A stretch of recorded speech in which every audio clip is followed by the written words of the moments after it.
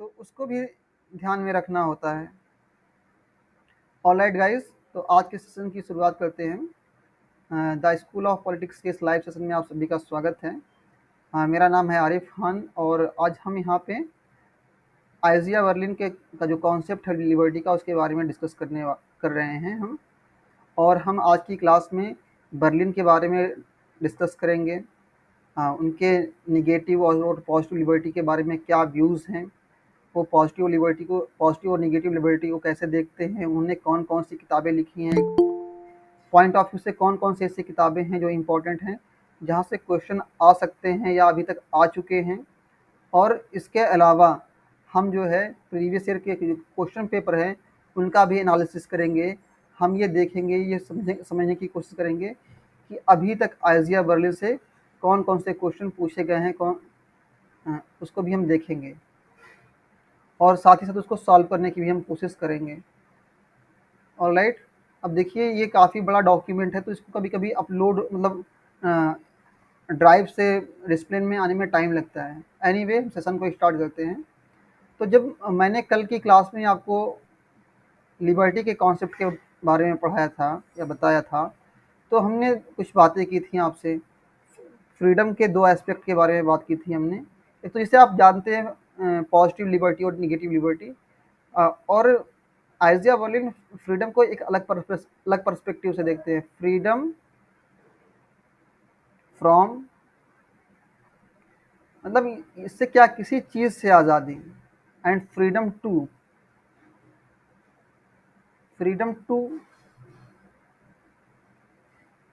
मतलब किसी काम को, किसी भी एक्शन को परफॉर्म करने की, उसको पूरा करने की आज़ादी।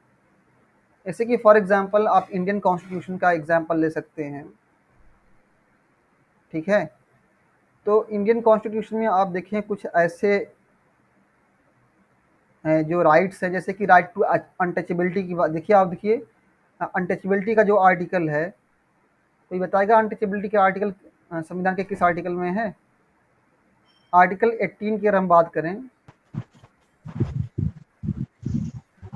सर 17 में है ना? आर्टिकल 17 में या 18 में है? आर्टिकल 17 में अनटचेबिलिटी है और आर्टिकल 17 और आर्टिकल 18 में जो है आपका क्या कि जो जितने भी वो जो मतलब टाइटल्स हैं, ठीक है ना, और उसको स्टेट प्रोहिबिट करता है। 17 में अनटचेबिलिटी है। तो एग्ज़ाम में भी ऐसे ही आपको ऑप्शन दे दिए जाएंगे लगातार, 14, 15, 16 ऐसे आपको ऑप्शन दे दिए जाएंगे और फिर आपसे कहा जाएगा कि आप इसमें से सिलेक्ट करिए, ठीक है। तो थोड़ा सा इन चीज़ों को भी आपको देखना ज़रूरी है। तो बेसिकली हम ये बात करें फ्रीडम फ्रॉम, मतलब उन चीज़ों से हमें आज़ादी चाहिए जो ओवरऑल हमारी जो लाइफ है, उस जो जिस फ्रीडम को हम एक्सरसाइज करते हैं, स्वतंत्रता को, उसमें वो किसी प्रकार की बाधा ना उत्पन्न करें। अब बाधा जो है स्टेट की तरफ से भी आ सकती है। स्टेट भी एक बैरियर के तौर पे काम कर सकता है, हमारे ऊपर कुछ प्रतिबंध लगा सकता है। आप देखिए इंडियन कॉन्स्टिट्यूशन में ना आर्टिकल 19 में देखें, जो आपका फ्रीडम ऑफ एक्सप्रेशन को जो आर्टिकल डील करता है, उसके सब क्लॉज 2 में देखेंगे 19, सब क्लॉज 2 में देखेंगे तो जिस आर्टिकल 19 में आपको स्वतंत्रता के अधिकार दिए गए हैं, मतलब फ्रीडम ऑफ एक्सप्रेशन दिया गया, उसी संविधान के अंदर आपको जो है स्वतंत्रता पर, आपके बोलने की आज़ादी पर, जो फ्रीडम ऑफ एक्सप्रेशन है, उस पर कुछ पाबंदियाँ लगाई गई हैं, कुछ प्रतिबंध भी लगाए गए हैं। तो ये पाबंदी, ये जो कह सकते हैं, जो पाबंदी है कहीं से भी आ सकती है। हो सकता है कि कोई इंडिविजुअल आपके ऊपर पाबंदी, कोई व्यक्ति भी आपके ऊपर पाबंदी लगा सकता है, तो कोई समूह भी आपके ऊपर पाबंदी लगा सकता है। जैसा कि आपने देखा, ये जो अनटचेबिलिटी की जो प्रैक्टिस है, इसको में जो समाज का जो इलीट क्लास था वो अनटचेबिलिटी को प्रैक्टिस करता था, और जो दलित थी, माइनॉरिटीज़ थे या फिर शेड्यूल्ड ट्राइब्स थे, उनको वो जो गया गुजरा समझते थे, उनको अपने इक्वल नहीं समझते थे, और इस तरह की प्रैक्टिस को जो है वो इस्तेमाल करते थे। तो ये जो फ्रीडम फ्रॉम है, एक तरीके से क्या कि ये निगेटिव एस्पेक्ट है। और फ्रीडम टू का मतलब क्या, किसी चीज़ को करने की। जैसे कि आप मान लीजिए, आप आर्टिकल 25 देख सकते हैं इंडियन कॉन्स्टिट्यूशन का, जहाँ आपको अपनी मर्जी के हिसाब से किसी भी धर्म को मानने की, उसको प्रचार करने की, उसका प्रसार करने की आज़ादी आपको दी गई है। आर्टिकल 26 आप देखें, किसी भी समूह को जो है अपने जो रिलीजियस अफेयर्स हैं, धार्मिक मामले हैं, उसको मैनेज करने की, उनका संचालन करने की आपको आज़ादी दी गई है। तो ये दो अलग अलग एस्पेक्ट्स हैं। और एक चीज़ ये भी आपको यहाँ पे बताना ज़रूरी है कि बेसिकली ये जो लिबर्टी का जो कॉन्सेप्ट है, पॉजिटिव लिबर्टी और निगेटिव लिबर्टी के बारे में बात करते हैं। पॉजिटिव लिबर्टी, जो आपकी निगेटिव लिबर्टी है ना, थोड़ा सा इसको आप समझिएगा थोड़ा सा, ये बहुत बारीकी और एग्जाम के पॉइंट ऑफ व्यू से बहुत ही इंपॉर्टेंट कॉन्सेप्ट है। ये जो निगेटिव लिबर्टी है, ये क्या चाहती है, ये मिनिमल मिनिमल स्टेट। मिनिमल का मतलब क्या, मिनिमल का मतलब न्यूनतम, न्यूनतम राज्य की अवधारणा को, या फिर नाइट वॉचमैन की कॉन्सेप्ट को में यकीन रखती है। नाइट वॉचमैन मतलब क्या कि ये जो स्वतंत्रता की जो अवधारणा है लिबर्टी की, ये स्टेट के रोल को, उसकी भूमिका को कम से कम करना चाहती है, उसको मिनिमाइज करना चाहती है। मतलब राज्य का यही काम है कि लॉ एंड ऑर्डर को मेंटेन करे और नागरिकों की जो एक्सटर्नल एग्रेशन है, जो बाहरी आक्रमण है, उससे रक्षा करे। और ये जो आइडिया है वो कहीं ना कहीं क्लासिकल लिबरलिज्म से, जो पारंपरिक उदारवाद है, उससे जुड़ा हुआ है। और दूसरी तरफ आपका जो है पॉजिटिव जो लिबर्टी है, पॉजिटिव लिबर्टी क्या है कि पॉजिटिव लिबर्टी में आप ये देखेंगे कि पॉजिटिव लिबर्टी का स्टेट को वो एक बैरियर के तौर पे नहीं देखते हैं। स्टेट को एक वो बैरियर के तौर पे नहीं देखते हैं। उनके पॉजिटिव लिबरल्स के लिए स्टेट क्या है, एक ऐसी एजेंसी है, एक ऐसी संस्था है जो व्यक्ति के व्यक्तित्व के विकास में, उसके पर्सनैलिटी के डेवलपमेंट में एक बहुत बड़ी भूमिका निभा सकती हैं। और जितने भी लोग पॉजिटिव लिबर्टी में यकीन रखते हैं, वो स्टेट को इस बात के लिए अलाउ करते हैं, उसको परमिशन देते हैं कि वो इंसान की जो लाइफ है, जो और उसके लाइफ के जितने भी एस्पेक्ट हों, चाहे वो पर्सनल हो, चाहे इकोनॉमिक हो, हर एक पहलू पे जो है स्टेट को अलाउ करते हैं कि स्टेट जो है इंटरवीन करे, हस्तक्षेप करे। और साथ ही साथ क्या है कि उन सारी जो कंडीशन है, मतलब एक ऐसी कंडीशन को प्रोवाइड करे जो जिसमें इंसान अपनी पर्सनालिटी का ओवरऑल डेवलपमेंट कर सके, पूरा विकास कर सके, वो अपनी स्वतंत्रता को, अपनी फ्रीडम को जो है पूरी तरीके से एक्सरसाइज कर सके। हम यूँ कह सकते हैं कि इंसान जो है मन चाहे ज़िंदगी, जैसे वो सोचता है उस तरीके से की ज़िंदगी वो गुजारे। और साथ ही साथ ये जो कॉन्सेप्ट है पॉजिटिव लिबर्टी का, वो वेलफेयर स्टेट के आइडिया से जुड़ा हुआ है, लोक कल्याणकारी राज्य के आइडिया से जुड़ा हुआ है। मतलब वेलफेयर स्टेट क्या है कि एक ऐसा राज्य है जो बेसिकली उन लोगों के लिए वेलफेयर पॉलिसीज बनाता है, लोक कल्याणकारी नीतियाँ बनाता है, जो क्या है, अंडर प्रिविलेज्ड हैं, अंडर प्रिविलेज्ड हैं। मतलब क्या है कि ये दयनीय स्थिति में है, ये समाज के कमज़ोर वर्ग से, मतलब एक समाज का कमज़ोर वर्ग है। और समाज में चूँकि देखिए असमानता मौजूद है, समाज के अंदर क्या है, पॉवर्टी है, अनएम्प्लॉयमेंट है, बहुत सारी चीज़ें हैं जो कहीं न कहीं इंसान की जो परिस्थितियाँ हैं, वो कहीं न कहीं उसके एक्टिविटीज़ को इन्फ्लुएंस करती हैं, जिसकी वजह से वो अपने पर्सनैलिटी का ओवरऑल डेवलपमेंट नहीं करता है। तो स्टेट की यही रिस्पॉन्सिबिलिटी है कि ये जो सारी बैरियर्स हैं, जो बाधाएँ हैं, चाहे वो पॉवर्टी हो, फिर उसके बाद आप देखिए बहुत स्तर पे मतलब पुअर हेल्थ है। भाई स्वास्थ्य अच्छा हो तभी तो आप अपनी लिबर्टी को एक्सरसाइज कर सकेंगे, आपके लिए अच्छी स्वास्थ्य सुविधाएं प्रदान करें। ये बहुत सारी इश्यूज़ हैं जिसके बारे में ये बात करते हैं। तो ओवरऑल हमने इन चीज़ों को देखा, समझा कि ये दो एस्पेक्ट है लिबर्टी के, पॉजिटिव और निगेटिव। और आइजिया बर्लिन अपनी बुक नहीं कह सकते हैं, उन्होंने एक आर्टिकल लिखा था, एस्से लिखा था, ठीक है ना, इसका नाम था टू कॉन्सेप्ट ऑफ लिबर्टी, जो 1958 में पब्लिश हुआ था। और इसमें ये स्वतंत्रता के दो अलग समझ को, या दो अलग अलग आयाम के बारे में बात करते हैं। वो कौन कौन से हैं, पॉजिटिव लिबर्टी और निगेटिव लिबर्टी के बारे में बात करते हैं। और इनका जो फोकस है वो निगेटिव लिबर्टी पे है। हालांकि देखिए आमतौर पे ये जो क्लासिफिकेशन है पॉजिटिव लिबर्टी का, निगेटिव लिबर्टी का, अगर सही मायने में देखा जाए तो इसमें कोई फ़र्क नहीं है। जैसे कि फॉर एग्ज़ाम्पल आप देखें, आपका जिससे सपोज़ कि राइट टू सपोज़ कि right to practice any religion, मतलब ये आपको जो freedom right to practice any religion, suppose कि ये आपको ये अधिकार है, तो ये पॉजिटिव भी है, नेगेटिव भी है। नेगेटिव कैसे है? क्योंकि ये स्टेट के ऊपर, ये नेगेटिव कैसे है? नेगेटिव कुछ इस तरह से है क्योंकि ये स्टेट के ऊपर कुछ सीमाएँ, कुछ बाउंड्रीज़, कुछ लिमिटेशन इम्पोज़ करता है कि स्टेट कोई जो है किसी भी धर्म को लोगों के ऊपर जो है स्टेट क्या है किसी भी रिलीजन को लोगों के ऊपर इम्पोज़ नहीं करता है। तो ये तो इसका नेगेटिव एस्पेक्ट है कि स्टेट को ये रोक रहा है। और इसका पॉजिटिव एस्पेक्ट ये है कि ये लोगों को अलाउ कर रहा है कि वो अपने मनचाहे किसी भी मज़हब को, किसी भी धर्म को जो है मान सकें।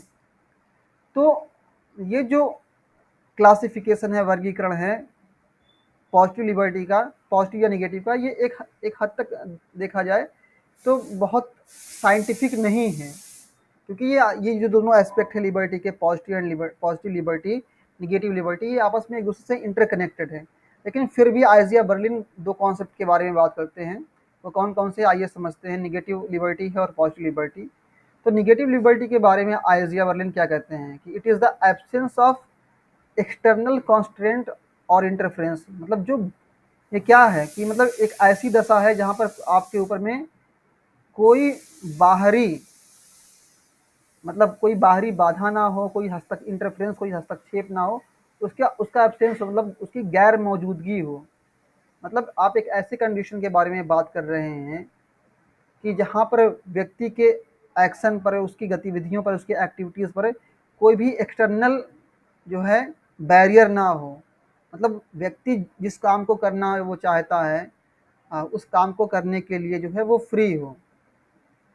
ठीक, मतलब जो भी वो किस काम को करना चाहता है, what they wish to do, मतलब उसको वो करने के लिए फ्री हो। और निगेटिव लिबर्टी का ये जो कॉन्सेप्ट है बेसिकली किससे रिलेटेड है? नॉन इंटरफेरेंस से। मतलब क्या कि व्यक्ति की स्वतंत्रता पे किसी भी प्रकार का हस्तक्षेप नहीं होगा। और साथ ही साथ क्या है कि ये जो व्यक्ति के अधिकार हैं, जो राइट्स हैं इंडिविजुअल के, उसको ये प्रोटेक्ट करेगा।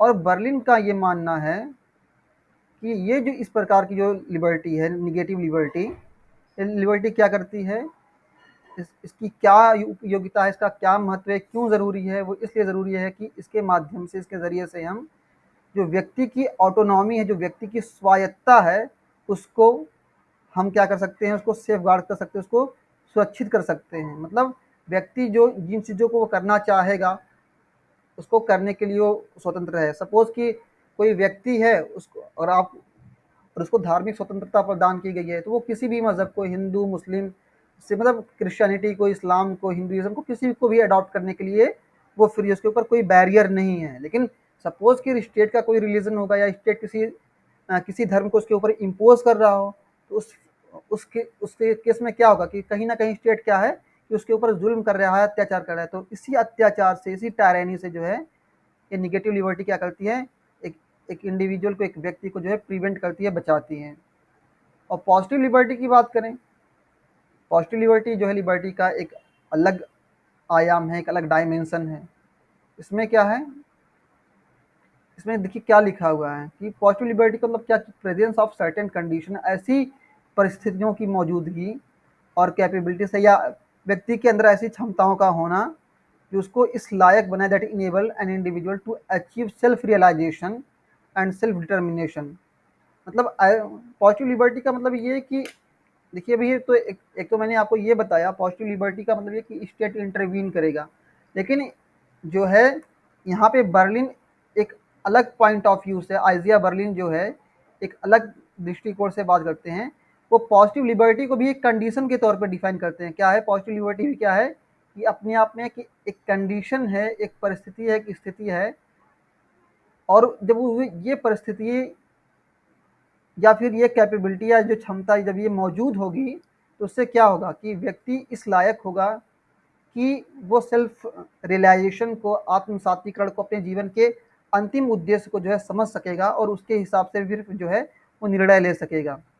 तो अगर हम कहें पॉजिटिव लिबर्टी में क्या चीज़ें इंक्लूड हैं और पॉजिटिव लिबर्टी को कैसे जो है, जो ट्रू फ्रीडम है उसको कैसे अचीव किया जा सकता है। तो इसमें देखिए क्या लिखा हुआ कि positive liberty implies that true freedom is achieved, जो जो वास्तविक स्वतंत्रता है उसको कब अचीव, कैसे अचीव किया जा सकता है, when individuals have the power and resources to pursue their own ends effectively. देखिए पॉजिटिव लिबर्टी का मतलब क्या है कि व्यक्ति के पास शक्ति हो, क्षमता हो, योग्यता हो और साथ ही साथ रिसोर्सेज हो। सपोज कि एक व्यक्ति है और वो एक अच्छा बैट्समैन बनना चाहता है, तो बैट्समैन एक अच्छा बैट्समैन बनने के लिए ये ज़रूरी है कि उसको एक अच्छा सा स्टेडियम प्रोवाइड किया जाए। अगर वो क्रिकेटर बनना चाहता है, उसको एक स्टेडियम प्रोवाइड किया जाए, उसको जो इक्विपमेंट्स हैं, बैट है, बॉल है, स्टैम्प है, वो सारी चीज़ें वो प्रोवाइड की जाए, एक अच्छा सा कोच प्रोवाइड किया जाए। उसमें क्या है कि उसके पास वो योग्यता होनी चाहिए, वो पावर होनी चाहिए, वो क्षमता होनी चाहिए और साथ ही साथ वो रिसोर्सेज, जो संसाधन है वो भी उसके पास में मौजूद होने चाहिए, ताकि वो जिस उद्देश्य को परस्यू करना चाहता है, जिस मकसद को हासिल करना चाहता है, उसको इफेक्टिवली वो उसको अचीव कर सके। तो और इसका मतलब क्या है ओवरऑल अगर हम बात करें, ये जो पॉजिटिव लिबर्टी है इसका मतलब क्या है। देखिए इंडिविजुअल के अंदर दो चीज़ें होती हैं। देखिए एक तो होता है सेल्फ इंटरेस्ट, एक होता है सेल्फ इंटरेस्ट, कि जहाँ पे क्या है कि वो सिर्फ जो है उसका जो थॉट होती है वो नैरो होती है, वो नैरो गोल सेट करता है, छोटे छोटे मकसद संकुचित करता है जहाँ पे वो अपने वेलफेयर के लिए बात करता है। और दूसरा क्या कि हाई गोल्स, जो है हाई गोल है उसके लाइफ के, जो हाई गोल्स हैं, जहाँ पे क्या है कि जो है एक रैशनल अप्रोच के ज़रिए से, एक तार्किक दृष्टि से वो चीज़ों को सोचने और समझने की कोशिश कर रहा है। वो ये समझने की कोशिश कर रहा है कि क्या चीज़ें तार्किक दृष्टि से, क्या चीज़ लॉजिकल पॉइंट ऑफ व्यू से बेहतर हैं। तो इस केस में क्या है कि this concept is associated with the ideas of self mastery. मतलब क्या कि इंसान ये जो उसके इंस्टिंक्ट जो हैं, ये जो उसके स्वभाव के अंदर ये जो नैरोनेस है, इसको छोड़ करके क्या करे कि इन चीज़ों पे वो मास्टरी अचीव कर ले और ये जो अपने हायर गोल्स हैं उसको जो है वो अचीव करे, उसको फुलफिल करने के लिए कोशिश करें। और बर्लिन जो है ना पॉजिटिव लिबर्टी के बारे में को लेकर के थोड़ा सा वो क्रिटिकल है। क्रिटिकल क्यों है कि उसको संदेह की दृष्टि से देखते हैं। क्यों? क्योंकि जब पॉजिटिव लिबर्टी की बात आती है तो कहीं ना कहीं वो स्टेट इंटरवीन करता है। स्टेट क्या करता है? वो इंटरवीन करता है। स्टेट स्टेट जो है हस्तक्षेप करता है। तो उस केस में क्या है कि सपोज कि जब इंसान की लाइफ को बेहतर बनाने के लिए, उसको ऐसी कंडीशन प्रोवाइड करने के लिए जिसमें व्यक्ति अपनी पर्सनालिटी का ओवरऑल डेवलपमेंट कर सके, तो उसमें फिर क्या है कि स्टेट इंटरवीन करेगा, वो पॉलिसीज़ बनाएगा, उसकी स्वतंत्रता को जो है, उसकी जो लिबर्टी है उसको कंट्रोल करेगा, मैनिपुलेट करेगा। तो उस केस में क्या है कि ये जो पॉजिटिव लिबर्टी है, जब इसका इस्तेमाल करके स्टेट जो है इंसान की लाइफ में, उनके सोशल, पॉलिटिकल, इकोनॉमिक अफेयर्स में, जो उसके राजनीतिक आर्थिक मामले जब उसमें हस्तक्षेप करता है, या उसके जो धार्मिक, मतलब कोई भी मामले हों, सामाजिक हो, आर्थिक हो, राजनीतिक हो, नैतिक हो, धार्मिक हो, कोई भी एक पहलू हो, जब उसमें वो इंटरवीन करता है तो कहीं ना कहीं वो अपनी पावर अथॉरिटी को एक्सरसाइज करता है और अल्टीमेटली उसका क्या रिजल्ट होता है कि अथॉरिटेरियनिज्म में वो कन्वर्ट हो जाता है। जैसे कि फॉर एग्जाम्पल आप देखें कि आधार कार्ड का फॉर एग्जांपल आप देख सकते हैं। आधार कार्ड को जब इंट्रोड्यूस किया गया था तो इसके पीछे ये रीज़न दिया गया था कि इससे क्या होगा कि लोगों को जो वेलफेयर पॉलिसीज़ हैं सरकार की, उनको पहुंचाना लोगों के लिए आसान होगा। लेकिन हम देखते हैं कि इसी आधार कार्ड का इस्तेमाल जो है लोगों एक गलत तरीके से इस्तेमाल हो रहा है। यहाँ पे जो डाटा है, जो इन्फॉर्मेशन है, उसका गलत तरीके से इस्तेमाल हो रहा है। जो एजेंसीज हैं कुछ, चाहे वो कॉरपोरेट्स हों या फिर इवन गवर्नमेंट ही हो, उसका अलग तरीके से इस्तेमाल कर रही है और कहीं ना कहीं व्यक्ति की जो लिबर्टी है उसको मतलब क्या है, क्या कर रही है कि कर्टेल कर रही है। लाइक फॉर एग्जांपल अभी देखिए आधार कार्ड को और पैन कार्ड को मर्ज करना कंपलसरी कर दिया गया। तो ओवरऑल ये किस लिए लाया गया था? और आप देखें भी सुप्रीम कोर्ट ने भी हाल फिलहाल में कहा कि ये जो आधार कार्ड है, इसको आप पब्लिकली किसी भी जहाँ पे मेंशन ना करें, क्योंकि यहाँ पे जो डाटा जो इन्फॉर्मेशन है उसमें सारी चीज़ें बताई गई हैं, व्यक्ति के बारे में इन्फॉर्मेशन है। तो जब भी राज्य वेलफेयर पॉलिसीज़ के नाम पे कोई पॉलिसी लेकर के आता है, तो कहीं न कहीं क्या है कि वो व्यक्ति की स्वतंत्रता को जो है कहीं न कहीं कर्टेल कर रहा होता है। और कभी-कभी स्टेट ये खुद से ही तय करता है कि क्या चीज़ें हमारे लिए बेहतर हैं, क्या चीज़ें खराब हैं। देखिए, हर एक व्यक्ति जो है, वो इस बात के लिए फ्री है, वो खुद से डिसाइड करेगा। इंसान क्या है कि वो एक रैशनल एनिमल है। इंसान क्या है कि एक रैशनल एनिमल है। वो बेहतर जानता है कि उसके लिए क्या चीज़ें अच्छी हैं, क्या चीज़ें उसके लिए गुड हैं, क्या चीज़ें बैड हैं। अगर और कौन सी चीज़ें अच्छी हैं, कौन सी चीज़ें बुरी हैं, अगर ये स्टेट तय करने लगे, तो फिर जो इंडिविजुअल की जो ऑटोनॉमी है, जो व्यक्ति की जो स्वायत्ता है, वो उसके पास रह कहाँ गई? उसका जो खुद का ये अधिकार है कि वो अपने फैसले खुद से लेगा, वो फिर कहाँ उसके पास रह गया?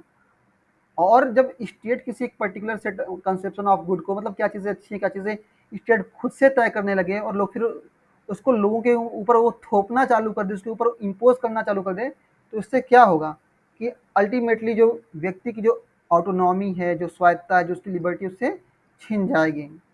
और इससे क्या होगा कि क्या इसमें क्या on the in the name of positive liberty could lead to suppression. क्या होगा उसका, क्या होगा उसके ऊपर शोषण होगा, उसके ऊपर अत्याचार होगा, और अल्टीमेटली क्या कि जो उसकी फ्रीडम है वो कर्टेल होगी। और अगर हम बात करें समरी की ओवरऑल अपने इस लिबर्टी के कॉन्सेप्ट में आइज़िया बर्लिन कहना क्या चाहते हैं। देखिए, यहाँ पे आप क्लियरली देख सकते हैं कि साफ यहाँ पे लिखा हुआ कि Berlin's view on liberty can be understood through his distinction between negative liberty. देखिए, एग्जाम में पूछा गया क्वेश्चन कि टू कॉन्सेप्ट ऑफ लिबर्टी।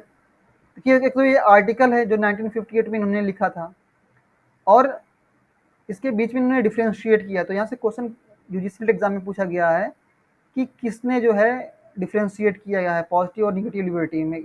तो ये जो निगेटिव लिबर्टी का मतलब क्या कि आपके ऊपर में कोई एक्सटर्नल इंटरफेरेंस ना हो, कोई बाहरी बाधा ना हो, आपके ऊपर कोई बाहरी हस्तक्षेप वाली कोई चीज़ आपके ऊपर हस्तक्षेप ना करी हो। और साथ ही साथ जो है पॉजिटिव लिबर्टी के बारे में बात कर रहे हैं, यहाँ पे क्या कि फ्रीडम को एक सेल्फ रियलाइजेशन के तौर पे देख रहे हैं, कि मतलब ऐसी कंडीशन जहाँ पे व्यक्ति अपनी पर्सनैलिटी का ओवरऑल डेवलपमेंट कर सके, वो उन चीज़ों को कर सके जो वास्तव में, जो हकीकत में वो करना चाहता है। और स्पेशली जो उनका फोकस है किस पे है, निगेटिव लिबर्टी पे है। और उसके ज़रिए से क्या कि वो व्यक्ति को बचाना चाहते हैं, किससे, टायरनी से बचाना चाहते हैं। तो ओवरऑल वो इस बात के लिए क्रिटिकल है कि जो पॉजिटिव लिबर्टी है उसका गलत तरीके से इस्तेमाल किया जा सकता है। और फिर क्या है कि अल्टीमेटली जो व्यक्ति की जो स्वतंत्रता है उससे उसको नुकसान पहुंच सकता है, स्पेशली जब स्टेट किसी सेट ऑफ आइडिया को, किसी भी थॉट को, किसी भी प्रिंसिपल्स को जो है इम्पोज करना शुरू कर दें। आप देखें जो यहूदियों के ऊपर अत्याचार हुआ, या फिर हम आप देखें उनको गैस चैम्बर में डाल दिया गया, या और हम देखें जब क्रिश्चियनिटी तो जब शुरू में आई तो वो इक्वलिटी की बात कर रही थी, फिर हमने देखा कि क्रिश्चियनिटी ही लोगों के बीच में डिफ्रेंशिएट करना उसने शुरू कर दिया। और जो अलग अलग मजहब के लोग को मानने वाले लोग हैं, उनको जो है एक तरीके से क्या है कि वो उसने उनको मारना, उनकी किलिंग्स को जस्टिफाई किया। तो ये अलग अलग पर्सपेक्टिव हैं लिबर्टी के। और बेसिकली आइजिया बर्लिन क्या है कि लिबर्टी के निगेटिव पर्सपेक्टिव को वो एक्सपोनेंट हैं, उसको वो डिफेंड करते हैं। और यहाँ पे कुछ बुक्स हैं जो एग्जाम के पॉइंट ऑफ व्यू से इंपॉर्टेंट हैं, जैसा कि आप देख रहे हैं यहाँ पे Karl Marx his life and environment. इस बुक को यूजीसी नेट एग्जाम में पूछा गया है। इसके अलावा ये हेज हॉग एंड फॉक्स, इसमें ये जो हेजहॉग एंड फॉक्स ये जो बुक है, इसमें जो है आइजिया बर्लिन ने जो है प्लेटो के आइडियाज़ को कुछ हद तक क्रिटिसाइज़ किया है, हालांकि इसमें तो टेक्स्ट में नहीं लिखा हुआ है। और यहाँ पे आप देखें 4 एसे ऑन लिबर्टी, ये भी बहुत ही इंपॉर्टेंट बुक है। और देखिए क्या लिखा है, this collection include some Berlin's most famous essay including. तो ये जो टू कॉन्सेप्ट ऑफ लिबर्टी है, पहले ये 1958 में पब्लिश हुई थी। इसको थोड़ा सा समझिएगा कि ये जो टू कॉन्सेप्ट ऑफ लिबर्टी है, पहले एक आर्टिकल था, एक एसे था, 1958 में पब्लिश हुआ था। बाद में इसी आर्टिकल को इस बुक में एज ए चैप्टर इंक्लूड किया गया। एंड वीको एंड हर्डर नाम करके एक बुक इन्होंने लिखी है। ठीक है ना। और इसे भी यूजीसी नेट एग्जाम में पूछा गया है, इसे भी नेट के एग्जाम में पूछा गया है। और इसके अलावा और भी बुक्स हैं, रशियन थिंकर्स नाम से उन्होंने लिखी है, द मैग्नस ऑफ नॉलेज नाम की बुक लिखी है। इसकी मैंने date of year of publication मैंने पब्लिश कर दी है, मेंशन कर दी है। यहाँ पे अगर आप देखेंगे कि एक पूरी कंप्लीट लिस्ट हमने आपको प्रोवाइड की है। और आप देखें यहाँ पे one of the most important book इनकी है, freedom and it's betrayal. Betrayal का मतलब क्या होता है, धोखा कह सकते हैं हम। 6 एनिमीज ऑफ ह्यूमन लिबर्टी, ये 2002 में किताब पब्लिश हुई थी। और ये क्या है कि इसमें आइजिया बर्लिन के कुछ एसेज हैं, उसका ये कलेक्शन है, और कुछ उनके लेक्चर्स हैं। किसके ऊपर में, लिबर्टी के ऊपर में। इसमें बात कर रहे हैं किसके बारे में, स्वतंत्रता के बारे में, और इट्स बेट्रियल मतलब कैसे हमको लिबर्टी कह, मतलब ये कहा जा रहा है कि हमें आपको लिबर्टी, आपको फ्रीडम प्रोवाइड की जा रही है। और फिर इसमें वो बात करें कि कैसे इस लिबर्टी को जो है वापस ले लिया जा रहा है। 6 एनिमीज के बारे में बात कर रहे हैं, 6 एनिमीज ऑफ ह्यूमन लिबर्टी के बारे में बात कर रहे हैं। तो ये एक अच्छा कलेक्शन है उनका, किताबों का, आर्टिकल्स है, बुक्स हैं जो उन्होंने लिबर्टी के ऊपर में लिखी हुई हैं। और एग्ज़ाम के पॉइंट ऑफ व्यू से अगर आप देखें तो जो सबसे इंपॉर्टेंट बुक है, एक तो ये आर्टिकल है टू कॉन्सेप्ट ऑफ लिबर्टी, आप यहाँ पे देख रहे हैं, और 4 एसेज ऑन लिबर्टी। ये दोनों इंपॉर्टेंट बुक्स हैं। बाकी तो इन्होंने मार्क्स की जो पर्सनल लाइफ है उसके ऊपर इन्होंने ये आर्टिकल लिखा, मतलब ये बुक लिखी हुई है। क्या लिखा है, Berlin first major work, a biography of Karl Marx. मतलब ये कार्ल मार्क्स क्या है, बायोग्राफी है। ओके, तो आइए क्वेश्चन को देखते हैं इस कॉन्सेप्ट से, स्पेशली आइजिया बर्लिन से जो क्वेश्चन पूछे गए हैं।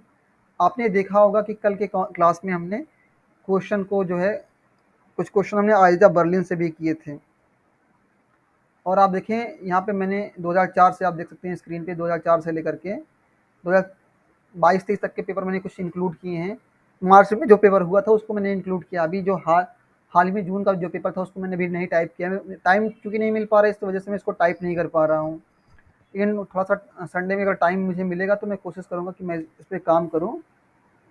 और आइए क्वेश्चन को देखते हैं।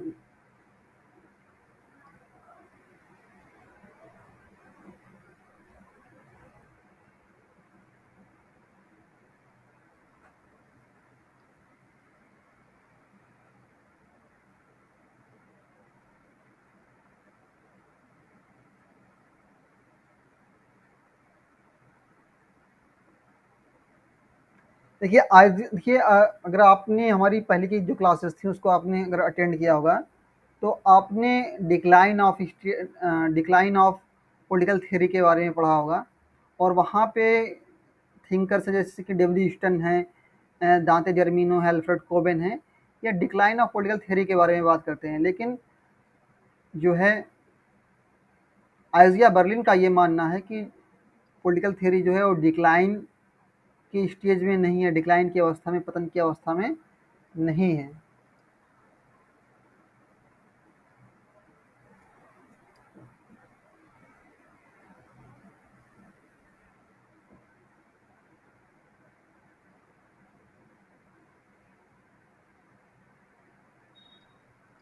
आप जैसे कि यहाँ पे देख सकते हैं, राइट। और नेक्स्ट क्वेश्चन की अगर हम बात करें,